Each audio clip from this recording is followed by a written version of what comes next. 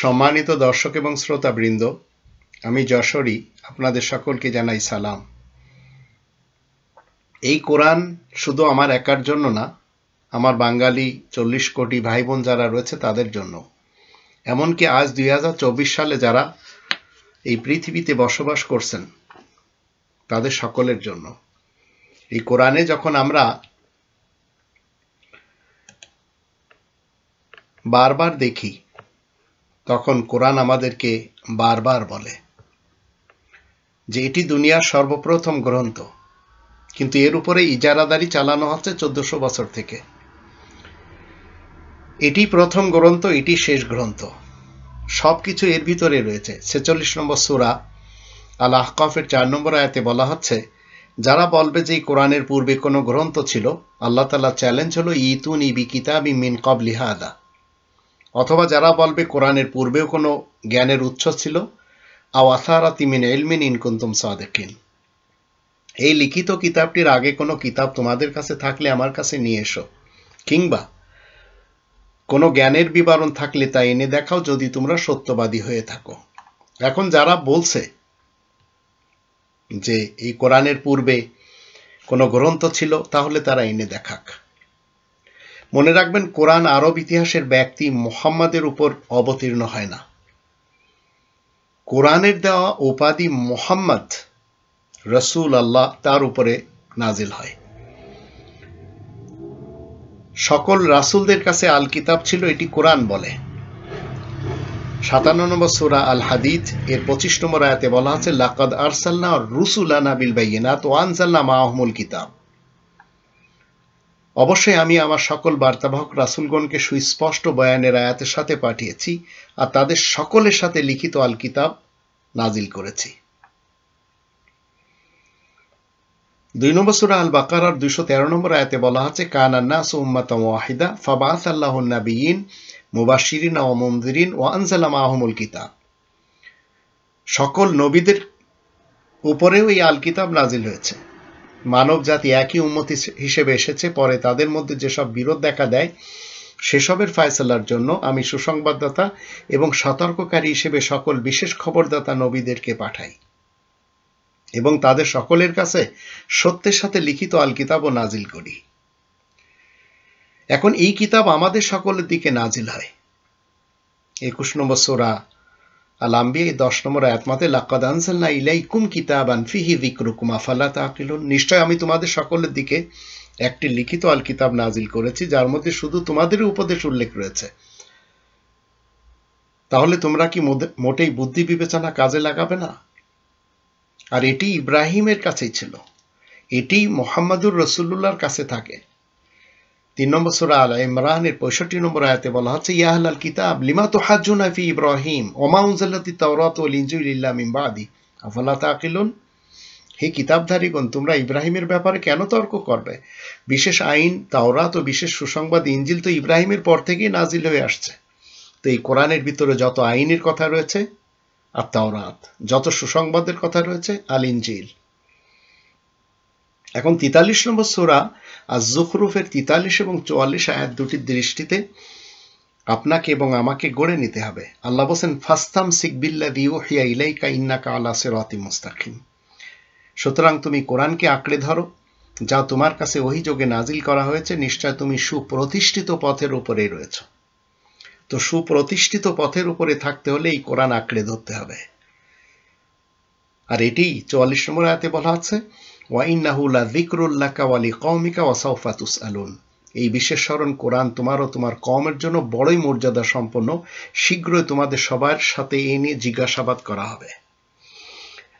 এখন আমি যাদেরকে এই ভিডিওতে দেখাবো, মনে রাখবেন তারা সবাই এই কোরআনের শত্রু। তারা সবাই এই কোরআনকে নিজেদের সাথে আঁকড়ে ধরেছে, কিন্তু শিরিকের সাথে। তারা মুখে সবাই বলে আমরা কোরআন মানি, কিন্তু শিরিকের সাথে মানে।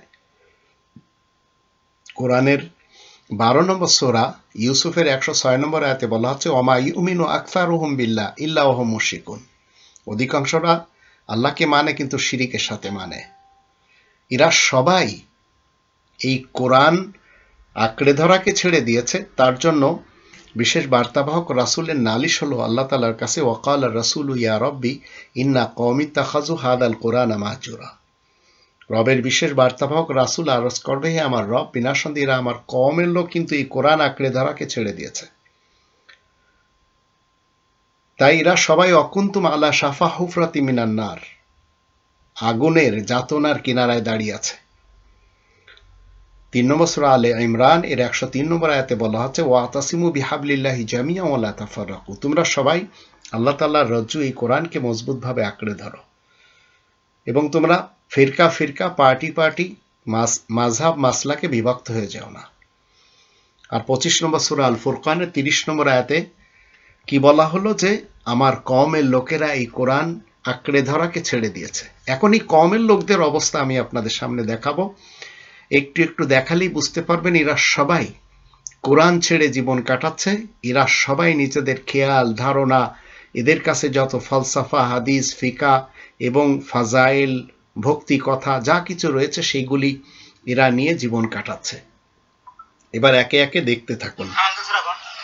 আলহামদুলিল্লাহি রাব্বিল আলামিন আর রহমানির রহিম মালিক ইয়াউমিদ্দিন ইয়াকা নাবুদু ওয়া ইয়াকা নাস্তাইন ইহদিনাস সিরাতাল মুস্তাকিম গায়রুল মাগদুব আলাইহিম।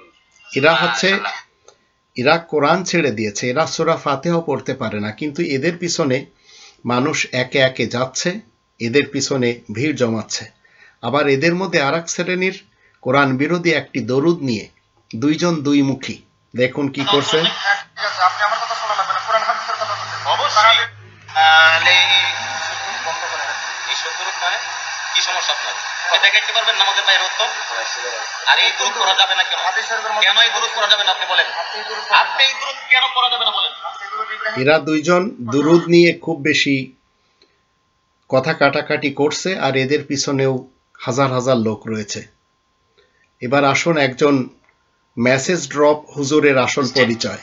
তিনি এমন এক হুজুর যার বাড়ি পাবনা, তার নাই কোনো ভাবনা। একেবারে বিরক্তির চূড়ান্ত যাকে বলে সেটাই এই ড্রপ হুজুর। পেছনে পর্দা ঝুলানো নকল স্টেজ, চোখের চাহনি আর শরীরী ভাষাটাও নকল, অথচ এমন ভান করেন যেন সামনে বিশাল জনসমাগম, উপস্থিত শত শত। ইনাদের কাজ হচ্ছে এডিটিং এর মাধ্যম দিয়ে মানুষকে বোকা বানানোর জন্য এরা স্টেজ সাজায়, লক্ষ লক্ষ মানুষ আনে এবং এরা দেখায় যে এরা অনেক কিছু বলে চলেছে। এরা সবাই এন্টি কোরআন হুজুর। আবার আসুন, নাম নিলাম কে? রশিদ আহমদ গঙ্গুহি। একদিন তিনি স্বপ্নে দেখেন এক মসজিদের মধ্যে রশিদ আহমদ গঙ্গুহি উপস্থিত, দেখতেছেন নবীজি মসজিদে উপস্থিত করেন না। হযরত রশিদ আহমদ গঙ্গুহি বলেন, স্বপ্নে দেখি অনেক মানুষ আসছে মাসলা জিজ্ঞেস করতে। রশিদ আহমদ গঙ্গুহি রে কেউ মাসলা জিজ্ঞেস করবে, মাসলা জিজ্ঞেস করতে নবীজির কাছে যায়। স্বপ্নের কিসসা কাহিনী যা তাদের অনুসারীরা শুনেই চলেছে। এইভাবে আমাদের দেশ খ্রিস্টান ধর্মের কাজ করতে আছে, খ্রিস্টান আপনি মুসলমান পরিচয় দিয়ে আপনি খ্রিস্টানের কাজ করতে আছেন, এটা কি আপনার জন্য ঠিক হয়েছে? খ্রিস্টান হলেও তো আপনি কোডির মাধ্যমে সবকিছু কাজ করে আপনি খ্রিস্টান ধর্ম হইতে পারেন, এটা আপনার অধিকার আছে ধর্ম পরিবর্তন করে। কিন্তু আপনি মুসলমান সাইজা খ্রিস্টানদের কাজ করতে আছেন, খ্রিস্টান ধর্মের অনুসারী, কিন্তু আপনি প্রকৃতভাবে খ্রিস্টান মুসলমান দাবি করেন সাইজা। ইনি মাদারীপুর সদরের একটি মসজিদের ইমাম, মূলত ইনি খ্রিস্টান কিন্তু ধরা খেয়েছেন। তো এই ধরনের চক্কর আমাদের দেশেই চলে। এর কারণ হলো আমাদের দেশে সব কিছু চালানো যায়। এবার আসুন, আমরা সবাই কিন্তু জানি জগৎটা মিথ্যার উপরে চলছে। সত্যবাদী লোকদের যদি সংখ্যা আমরা দেখি খুব কম। 2 নম্বর সূরা আল বাকারার 83 নম্বর আয়াতে শেষে বলা হচ্ছে খুব কম লোকেরা ঈমান আনে, কিন্তু মিথ্যার উপরে সবাই চলছে বললেই চলে। সেটি ধর্মজীবী করে যারা খাচ্ছে তাদের বলেন, অথবা যারা পলিটিক্স করে খাচ্ছে তাদের বলেন, সব মিথ্যার উপরে চলছে তো চলছেই। এবার আসুন, ফতোয়া দিতে যে সেই ফতোয়া যখন নিজেদের উপরে পড়ে তখন কেমন লাগে। লাল ঘুমটা দেওয়া এক দাজ্জালের ভিডিও দেখলাম, এই লম্বা দাড়ি, লাল ঘুমটা দেওয়া। তো এই লাল ঘুমটা আসলে কোন সাহাবী পড়েছেন, কোন রাসূলুল্লাহ সাল্লাল্লাহু আলাইহি ওয়াসাল্লাম পড়েছেন, এটা ইতিহাসে পাওয়া যায় না। বেশির চেয়ে বেশি এতটুকু পাওয়া যায় ইহুদিদের পুরোহিত যারা ধর্মগুরু হইতো এরা এরকম লাল ঘুমটা ব্যবহার করত। এখানে তিনি ফতোয়া দিতে যেয়ে নিজেই কিন্তু ধরা খেলেন। তার ফিরকার হুজুররা আবার লাল ঘুমটা টুমটা দিয়ে চলেন, বিশেষ করে তেতুল হুজুর আপনারা সবাই জানেন। আবার আসুন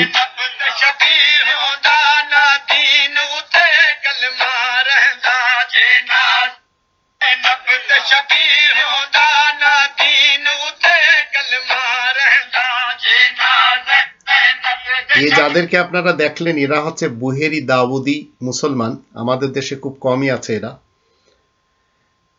আপনি যখন মুসলিম হয়ে ইসলামের কাতারে থাকবেন আর শুধু কোরআনের প্রচারক হবেন, তখন মনে রাখবেন আপনাকে একা মনে হবে, কিন্তু আপনার সাথে আল্লাহ থাকেন। সেই হেতু গোটা বিশ্ব যদি আপনাকে অমুকের দালাল তমুকের দালাল এইসব বলে, এগুলি পরোয়া করবেন না, কোরআনের কথা বলে চলবেন। তাই বলে এই ধরনের কথা বলবেন না।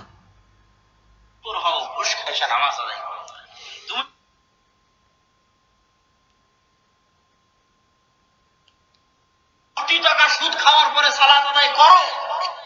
তুমি যদি জেনাকারী ব্যভিচারী হও, পতিতালয় থেকে বের হয়ে সালাত আদায় করো। তুমি যদি বিড়িখোর সিগারেটখোর হও, তাহলে বিড়ি খেয়ে সিগারেট খেয়েও তুমি সালাত। এর কথা মতে এই ধরনের লোকেরা সালাত আদায় করছে, নামাজ পড়ছে, এরা সবাই বাংলাদেশকে ধ্বংস করার জন্য কাজ করেছে। সেই আবেদ আলী চাচা, যিনি কিনা শত শত না হাজার হাজার মানুষকে বিসিএস ক্যাডার বানিয়েছেন। এবার আসুন আল্লাহ রাসূল সাল্লাল্লাহু আলাইহি ওয়াসাল্লাম ছাড়ছিলেন, কন্যা আলহামদুলিল্লাহ। এসে নবীজি আসছেন, বসছেন স্টেজে, ডান দিকে আমার হযরত পীর সাহেব কিবলা, বাম দিকে আমার দাদা হুজুর কিবলা। আপনারা এগুলি যখন শোনেন তখন আপনাদের কিন্তু যাদের ঈমান খুব কমজোর তারা সুবহানাল্লাহ পড়েন, কারণ তারা মনে করেন যে তাদের কল্পিত রাসূল অবশ্যই শস্যেনা এসেছেন, ডান দিকে বসেছেন, বাম দিকে বসেছেন, মাঝখানে বসেছেন, অমুক তমুক, এইভাবে এই কিস্সা কাহিনী নিয়েই কিন্তু এই পীরদের আস্তানাগুলি। আর এক পীর দেখেন তার মুরিদের সাথে কি করছে। ব্যবসা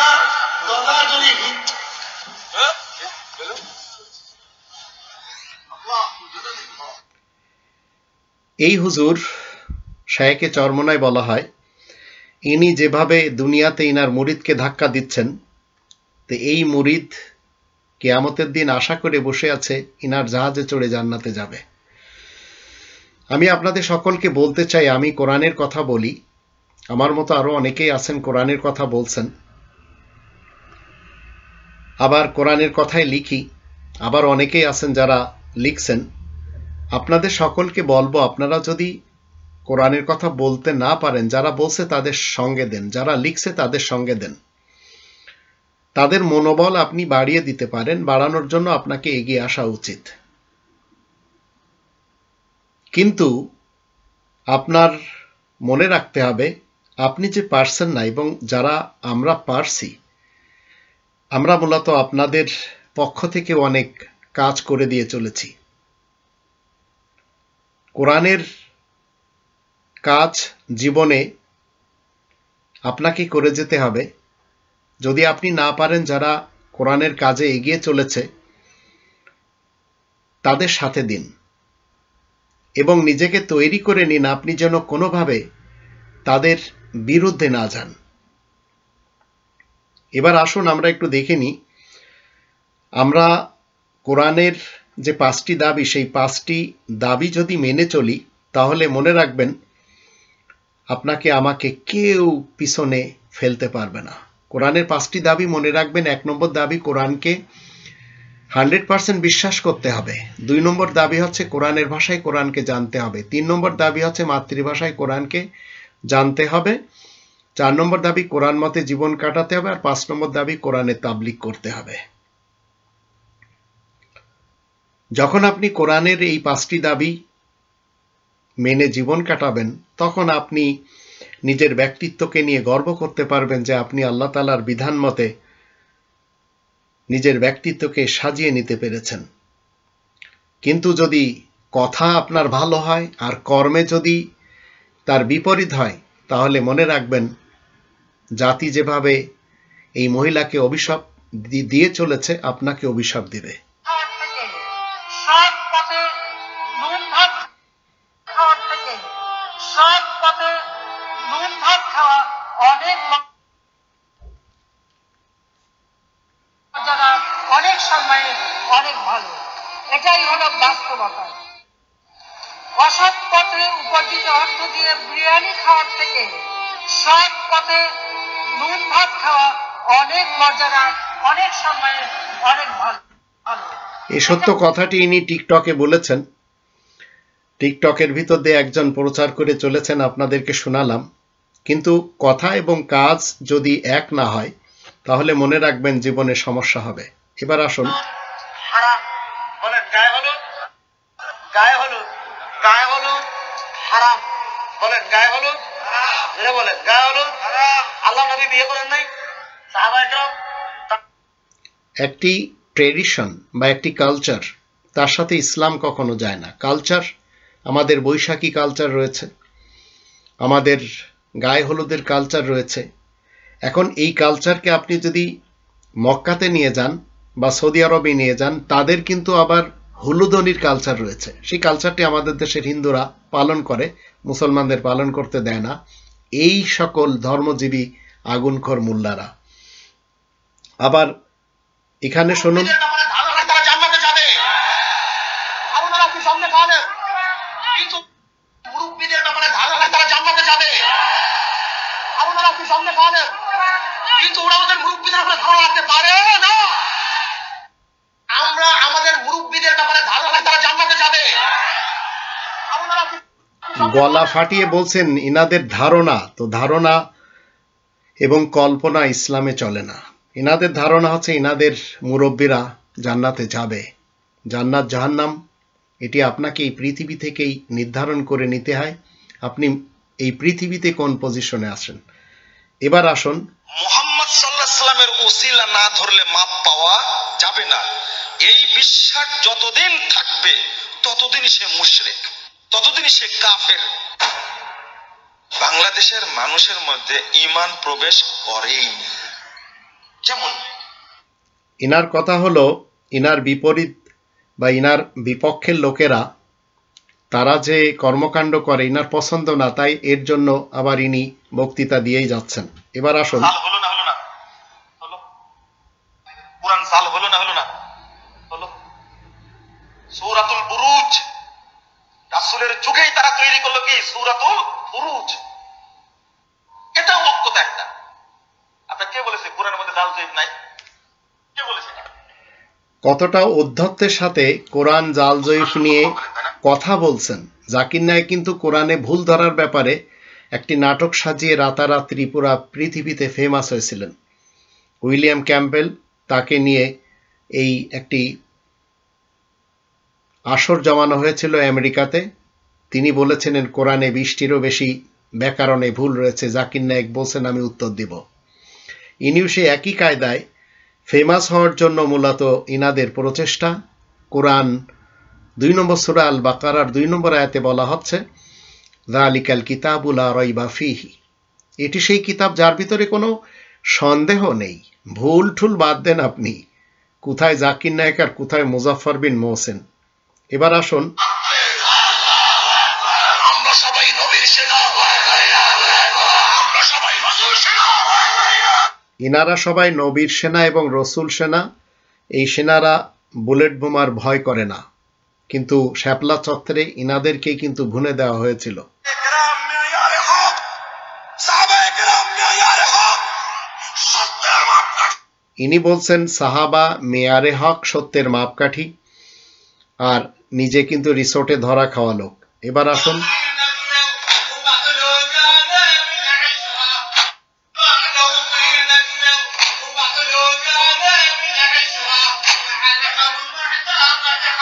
এ হচ্ছে আরবদের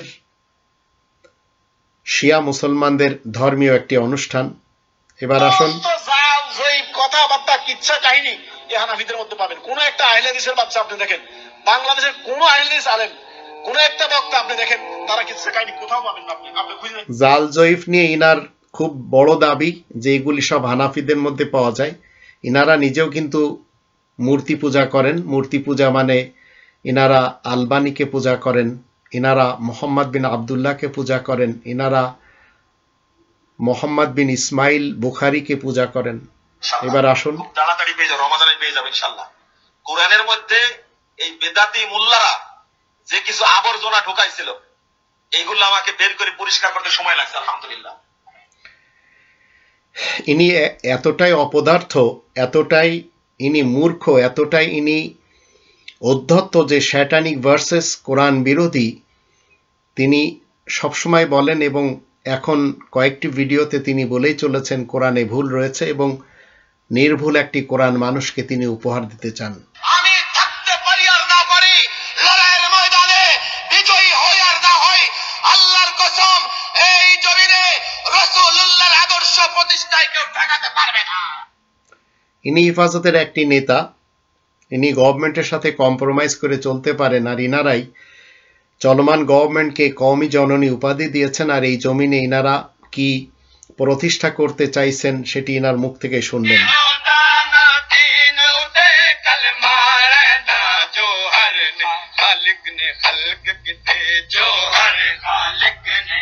ইনারা শিয়া ধর্মের লোক না, যদিও আপনারা মনে করছেন ইনারা শিয়া।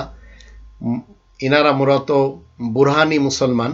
ইনাদের বুরহানুদ্দিন হচ্ছেন ইমাম, যেমন হিজবুত তাওহীদের ইমাম এই মুহূর্তে হুসাইন মোহাম্মদ সেলিম।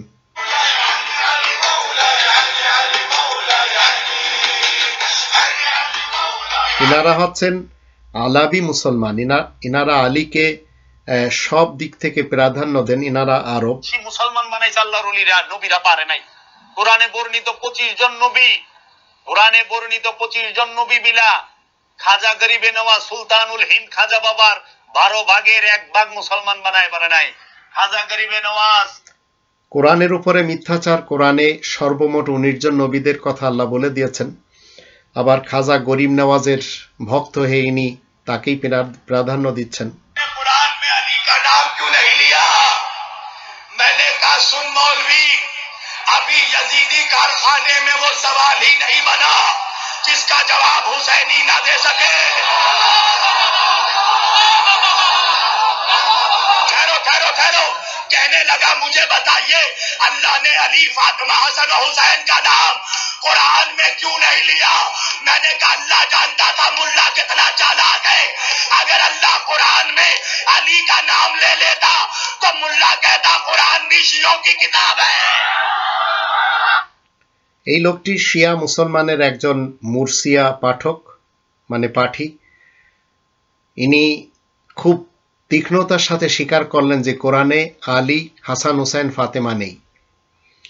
কিন্তু এটি মানুষেরা বুঝবে না। এরা কোথায় কিভাবে স্থানকাল পাত্র হিসেবে এদের বোল পাল্টিয়ে দেয়। এবার আসুন,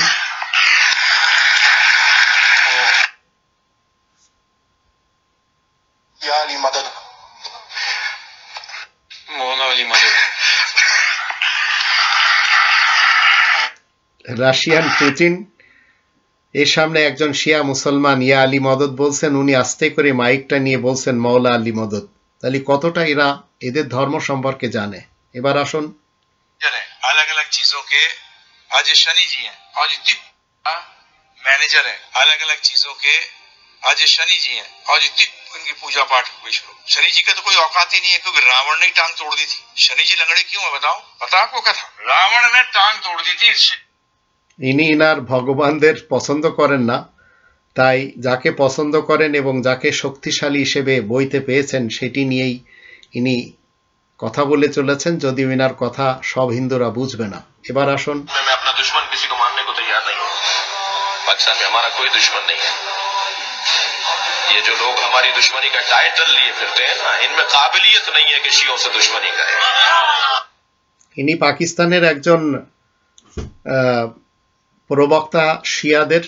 ইনি ডাইরেক্ট সুন্নিদের বিপক্ষে বলেই চলেছেন। এবার আসুন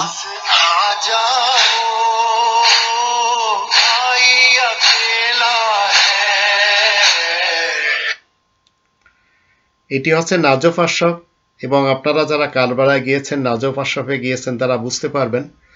এইসব জায়গাগুলি দেখলে আপনারা বুঝবেন যে এই জায়গাগুলি সব তৈরি করা হয়েছে। এবার আসুন अमन और इंसाफ के लिए शहीद हो गए। उन्होंने इमाम हुसैन अमन और इंसाफ के लिए পুটিন যেভাবে ইয়া আলী মদদের মোকাবেলায় মাওলা আলী মদদ বলছেন, আবার সেই আলীর সন্তান হুসাইন নিয়ে আমাদের পার্শ্ববর্তী খুনি নরেন্দ্র দামোদর মোদি তিনিও একই কথা বলছেন। এগুলি হচ্ছে সব পলিটিশিয়ানদের पॉलिटिक्स ছাড়া আর কিছু না। आदम हवा के बारे में आप मुसलमान भाई पढ़ते हैं ना? जी जी जी। वो आदम हवा को ही हमारे हिंदू में मनु और शत्रुपा कहते हैं, वही मनु शत्रुपा है। আদম হাওয়া মুসলমানদের, মনু এবং শত্রুপা হিন্দুদের একই জিনিস এখানে বলে দেওয়া হলো। এবার আসুন क्या कह करके मम्मी डैडी। आजकल के बच्चे जब अंग्रेजी स्कूल में पढ़ते हैं ना, तो सबसे ज्यादा गाली अपने माँ बाप को देते हैं। क्या कह करके मम्मी डैडी। अब मम्मी माने क्या? जो मरा हुआ है सो मम्मी, और डैडी माने जो डेड हो गया, मर गया, वो डैडी। এ হচ্ছে ইন্ডিয়ান কত্থক ধর্মের, এবং এরাই স্বঘোষিত শিক্ষিত। এদের কথা যখন পাবলিক শোনে শিক্ষিতরা হাসে। যেমন शिया मुस्लिम नमाज के दौरान मिट्टी की इस आखिर शिया मुस्लिम नमाज के दौरान मिट्टी की इस टिकिया पर ही सजदा क्यों करते हैं, जबकि सुन्नी मुस्लिम तो ऐसा नहीं करते। दरअसल शिया पत्थर या मिट्टी के जिस टुकड़े पर सजदा करते हैं उसे सजदागाह कहा जाता है। शिया स्कॉलर्स के मुताबिक শিয়ারা যখন নামাজ পড়ে তখন কারবালার মাটি দিয়ে তৈরি করা একটি টিকি নেয়, ওই টিকির উপর এরা মাথা ঠেকায়। এদের একটা বড় ইতিহাসও রয়েছে।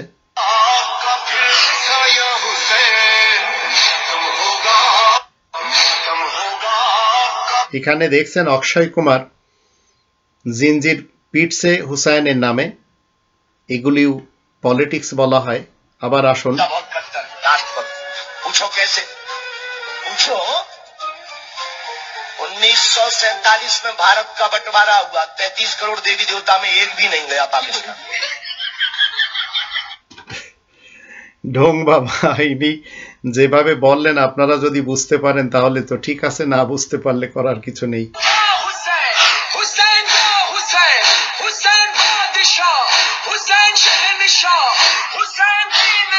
এখানে দেখতে পাচ্ছেন শাহরুখ খান সহ আরো ফিল্ম স্টারের অনেকেই ইয়া হুসাইনের জিঞ্জির মারছে। এবং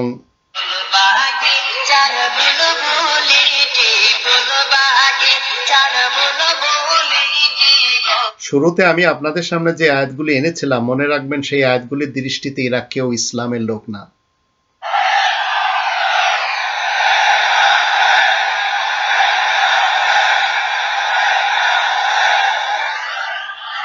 সবচেয়ে বেশি লোক এখানে কারবালাতে, লক্ষ লক্ষ মানুষ এখানে হুসাইনের নামে জমা হয়েছে। এবার আসুন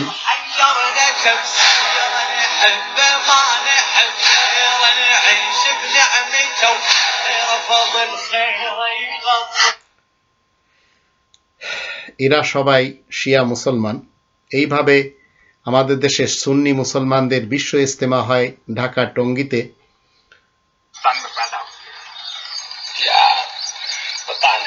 पिछले जन्म में क्या पाप किया था, हिंदुस्तान में पैदा हुए हैं। ইনি বলছেন যে অতীতের জন্মে কি পাপ করেছি যার কারণে আমাকে ইন্ডিয়াতে জন্ম নিতে হলো। এই ধরনের কথা মোদি সাহেব বলেই চলেছেন। এবার আসুন